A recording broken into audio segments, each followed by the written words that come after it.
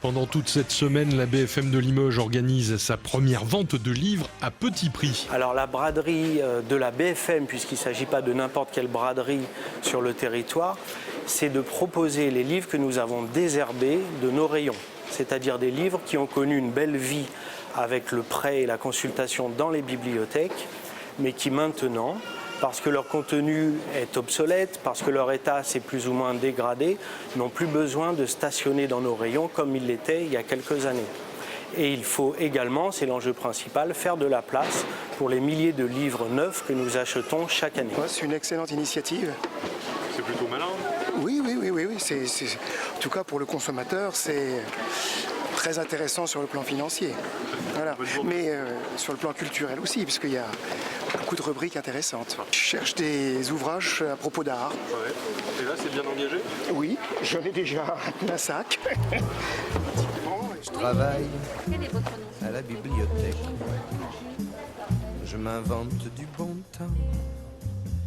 J'ai pour amis tous les poètes, Baudelaire et Chateaubriand. L'encyclopédie historique de l'art des jardins, l'encyclopédie des champignons. Voilà. Je trouve que c'est une très bonne initiative, ça permet de rendre les livres accessibles aux enfants, aux jeunes, aux ados, donc du coup c'est très bien, il y a un large choix, des livres en très bon état. Qu'est-ce que vous avez trouvé?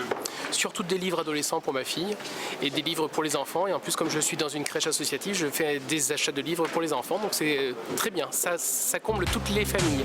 Ça c'est sûr, je suis pas Edgar Allan Poe. Angle Poe. Car pour ce qui est de la poésie, on l'a ou on l'a pas dans la peau. Je suis passionnée par le Moyen-Âge, donc tout ce qui est enluminure et puis toute cette partie-là de la vie du Moyen-Âge. Vous avez trouvé votre bonheur? Oui, là j'ai trouvé un peu de tout. Bon, par exemple celui-là, la mer, il y a énormément d'enluminure. Énormément d'illustrations. Voilà, qui me plaisent beaucoup.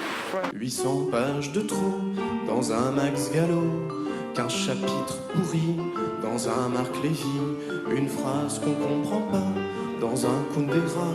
Putain, je suis bien dans tes bras. Pour faciliter la trouvaille, nous avons estampillé des bacs par centre d'intérêt. Alors on trouve des bacs de manga, de lecture sur le terroir, sur le policier, sur la bande dessinée, sur les livres d'art.